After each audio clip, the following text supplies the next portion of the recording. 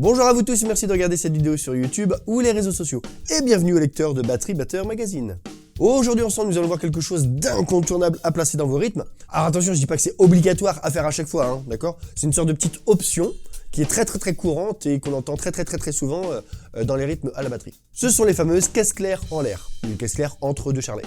Cette vidéo est un petit peu la suite, j'aurai même un complément de celle où on a déjà travaillé nos grosses caisses en l'air. Donc l'autre c'était les grosses caisses, là ce sont les caisses claires. Donc bien évidemment, je vais reprendre à peu près le même principe et je vais pas vous répéter les mêmes conseils que je donne dans l'autre. C'est juste qu'on change de membre, hein. Dans l'autre c'était la grosse caisse, là c'est la caisse claire. Mais voilà, je le répète quand même, hein, mais le principe et les conseils seront à peu près les mêmes. Je vous mets une petite fiche et comme d'habitude le lien est juste en dessous. Et ce sera donc une vidéo assez rapide, la preuve, j'ai déjà terminé l'intro de cette vidéo. Ça j'aime! Bravo! Wow! Arrêtez. Bon allez, on va bosser.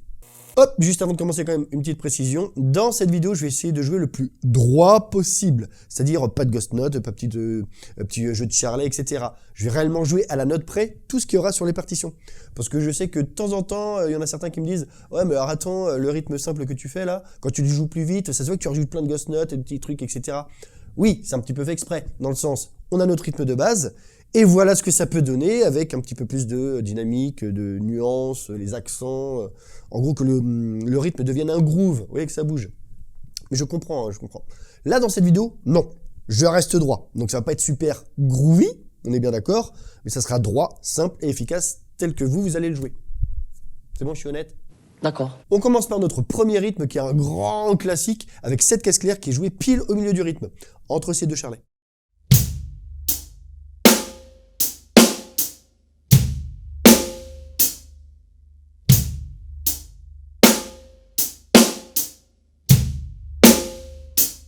Bien évidemment, vous pouvez ajouter d'autres grosses caisses pour créer d'autres rythmes. Là, c'est juste un exemple, hein, et ce sera valable pour tous les autres rythmes. Je vous le fais tourner lentement et un peu plus rapidement.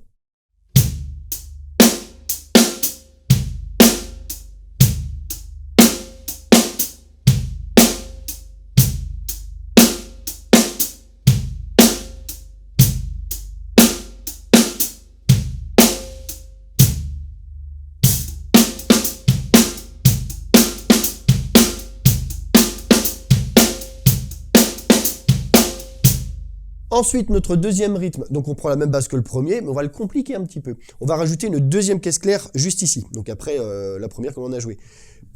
Et soyons un petit peu fous, on va même rajouter une grosse caisse, là sur la charlet, entre les deux caisses claires. Truc de fou.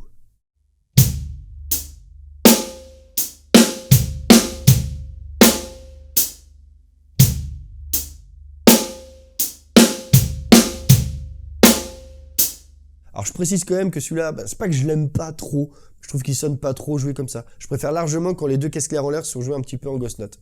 Mais ce n'est pas le sujet de la vidéo.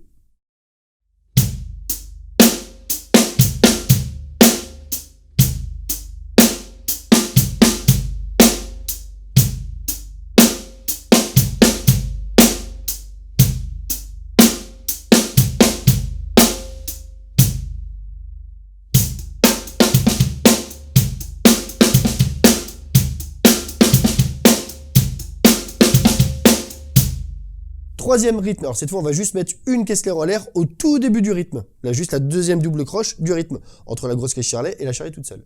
Et un petit conseil pour que ça sonne un minimum, mettez aussi une grosse caisse en l'air juste avant la caisse claire là qui est sur le deuxième temps.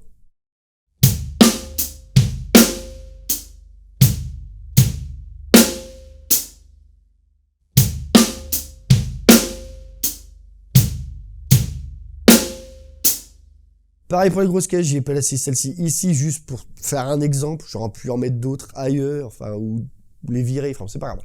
À vous de faire votre sauce selon vos préférences.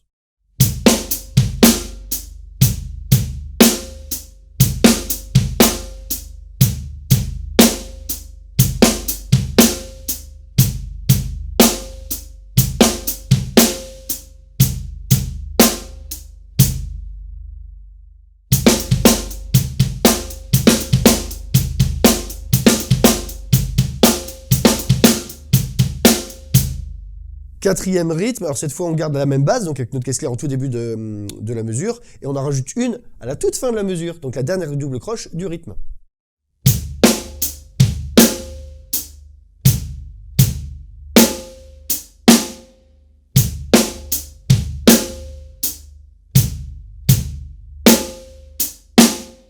Ah, et tiens, ça peut même vous faire un petit rythme bonus, c'est-à-dire qu'on garde juste la caisse claire qui est à la fin du rythme, celle qu'on vient d'ajouter, et on enlève la première du rythme précédent, et la grosse caisse en l'air aussi. Et ça, c'est un rythme mondialement super connu qu'on entend partout. Poum, cut, poum, poum, cut, kapoum, cut, poum, poum, cut, kapoum. Voilà, je pense que ça vous dit quelque chose, il y a plein de morceaux là-dessus. Mais après, honnêtement, pour cette vidéo, ça aurait été joué trop la facilité, tellement qu'on l'entend partout. Vous me connaissez, je suis pas comme ça. Et puis je fais ce que je veux, c'est ma vidéo.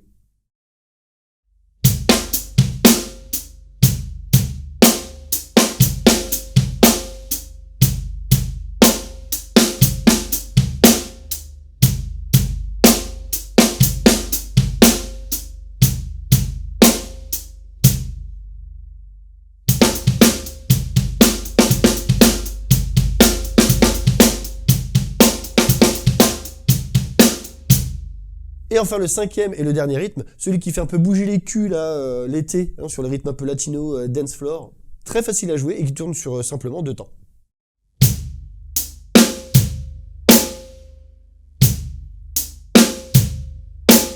Allez, juste un petit bonus, cette version avec une autre caisse claire en l'air, vu que c'est le thème un petit peu de la vidéo, que vous allez placer sur la 4e mesure. Donc vous allez faire tourner 3 fois la première, d'accord, et vous placez celle-là sur la 4e.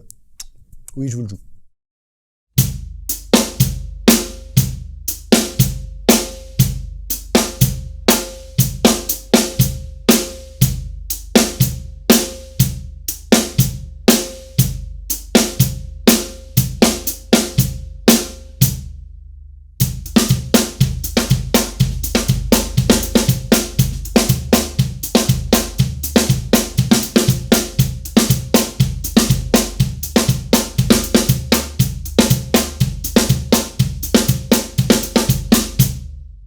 Bien évidemment, ce sont juste des tout petits exemples et totalement modifiables, parce que je vous le répète encore une fois, mais après c'est à vous de les essayer, de tester, d'accord, et ensuite de les modifier pour trouver des rythmes, des petits grooves qui vous plaisent. C'est le plus important. Et voilà, c'est la fin de cette vidéo, j'espère sincèrement qu'elle vous a plu, comme d'hab, je le répète, mais vous savez que c'est important. Le petit pouce en l'air, je vous remercie beaucoup, on s'abonne sur cette chaîne si ce n'est pas déjà fait, je vous surveille, Merci beaucoup. N'hésitez pas à me proposer dans les commentaires un sujet que vous aimeriez que j'aborde dans une des prochaines vidéos, parce que n'oubliez pas que nous sommes une communauté, c'est interactif, et je le ferai avec plaisir.